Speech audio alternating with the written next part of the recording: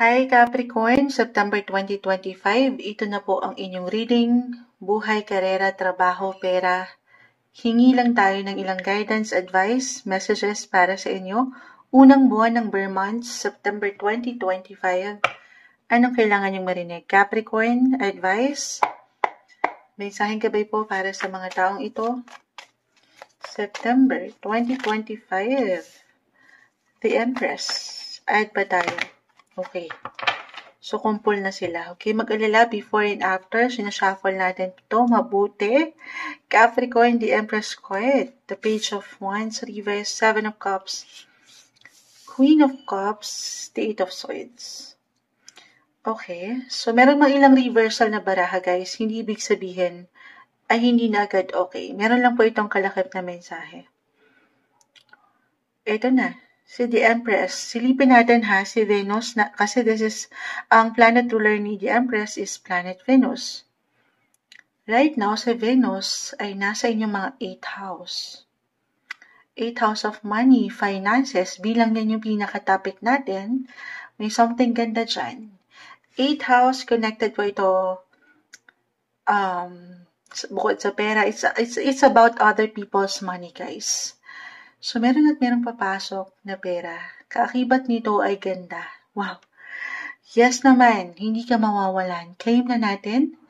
Okay, claim na natin yan. Patuloy na merong papasok, guys. Para mas maharap nyo, matugunan nyo, ito yun, the Seven of Cups. Yung ilang obligations, responsibilities, yung ilang pangarap nyo pa, or gusto nyong mabili sa mas praktikal. Ito yon, matutugunan. Okay? Mapagbibigyan or higit kayong makapagbibigay. Merong papasok na money. Pero if ever, kasi napakalawak na 8th house, guys. Astrologically, again, si Venus, right now, ay nasa inyong mga 8th house of finances. 8th house about sa pag-loan, sa pera, sa bangko, sa gobyerno. It could be a bonus, yes, a commission, merong papasok, merong parating. At dito, higit yung again magagampanan ang ilang pangangailangan. Kumbaga may solusyon, may resolusyon. Hindi kayo mawawalan. Capricorn, kiklaim na natin yon. May something ganda. And especially si Libra right now. Libra, yung energy ni Libra, si Mars right now, the planet of energy, currently nasa inyong mga 10th house. Na-mention ko si Libra kasi si Mars is currently nasa mga Libra. And that highlighted your 10th house of career. So marahil on fire. Magiging on fire. Kaya meron at merong ganda ang inyong mga buhay, kaperahan at karera. Kasi may blessing of work. Patuloy kayo magiging busy and productive ang buwang ito.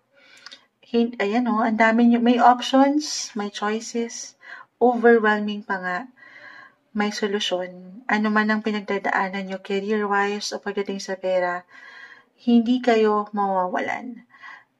May suporta. The universe has your back, parang ganun. You have to stay optimistic, positive lang tayo, gaan naman minsan, wala namang perfect. Munsad ang tamis nung naiiwan mo, ang ganda pa, pero maniwala ka lang, okay? Na, man para sa ilan kasi maaring stock up or parang feeling nyo walang pag-usad, the Page of Wands. So, be positive. Ito yung minsan wala tayong higit na kalaban, kundi ang ating isipan, the Eight of Swords. Be optimistic. Okay? Kasi baka yan yung ma-manifest natin kung ano yung iniisip nyo, totoo naman daw yun. Gamitin lang yung mga boses, guys. Empress, 3. Meron akong something ganda and power na nararamdaman pagdating sa inyong mga communication, connections, be open. Kung kailangan, meron kayong paangatin dyan, kasi I feel na higit kayong mapupuna, higit kayong mapakikinggan. Okay. Ayun ang umaangat dito. Travel, meron ba? Kahit sa simpleng pagpaplano, kasi nga, hindi kayo mawawalan, may extra akong nakikita rito para mas mabili nyo, maibigay nyo yung aking na-mention. Magandang balita ang parating when it comes to your money sector. Career-wise, on fire pa rin. So, yung blessing of work, again, andito pa rin. Best time ito, if ever, Moonshot, wala kang work ngayon, why not? Ikaw na tong mag-reach out, magtanong, gamitin ng boses, mag-research, or put yourself out there, maghanap ng work. Meron tayong nakikitang magandang possibility. The Empress card, makikita kayo, napupuna kayo. Mapakikinggan kayo. Not the best time para pangunahan kayo ng ilang negativity. Stay positive sa inyong buhay, kaperahan, trabaho, karera, negosyo, maging ano pa man yan, September 2025, Capricorn.